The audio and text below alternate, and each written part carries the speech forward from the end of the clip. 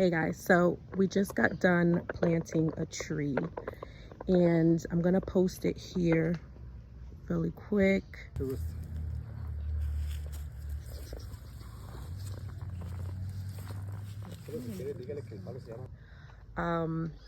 It's so crazy because I originally was not gonna come out here. I was gonna go somewhere totally different, and once again had to be obedient. I had to switch so many plans around within this last month. Yeah, so I end up coming here instead to Costa Rica, and I'm glad that I did because it's what my soul needed. And I didn't know that we would be planting a tree and dedicating it, to something special. So I ended up, calling it Bella Rose Family Tree. Ooh, I just saw a hummingbird. But I have an important message, and it's so crazy because it aligns with the devotional that I was just reading.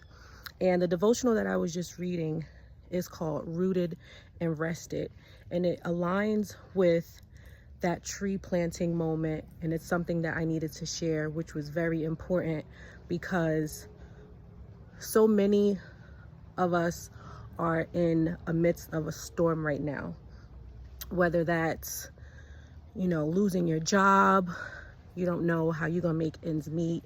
You probably have a single penny in your account and you don't know how you're gonna pay your next bill. You might have a family member in the hospital. You might be going to court for something. You might be going through something in your marriage, whatever it is.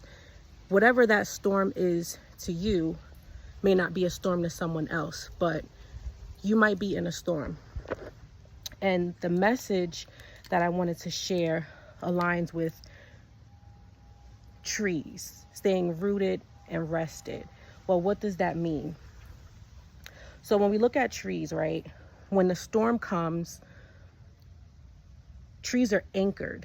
And that's how we are supposed to be. We're supposed to be anchored.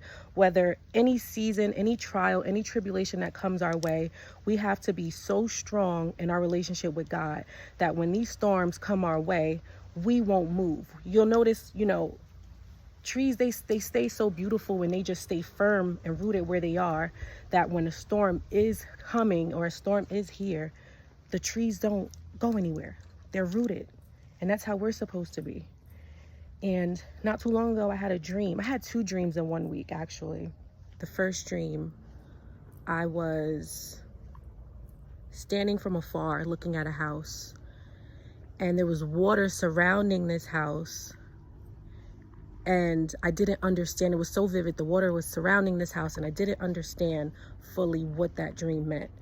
I had a second dream a few days later, and this time I was in the house, and the water was surrounding the outside of the house, but the water couldn't get in the house. The flood water couldn't get in the house. And it aligns with what I just said about remaining rooted, because many of us are in a storm right now, and we need to be equipped to face this storm. The storms are gonna come. They're gonna come, no doubt about that. It's gonna happen. We're living in a crazy time right now, and we need these tests. This is how we build our spiritual stamina. Why do we have to pray? Why do we have to go through these things?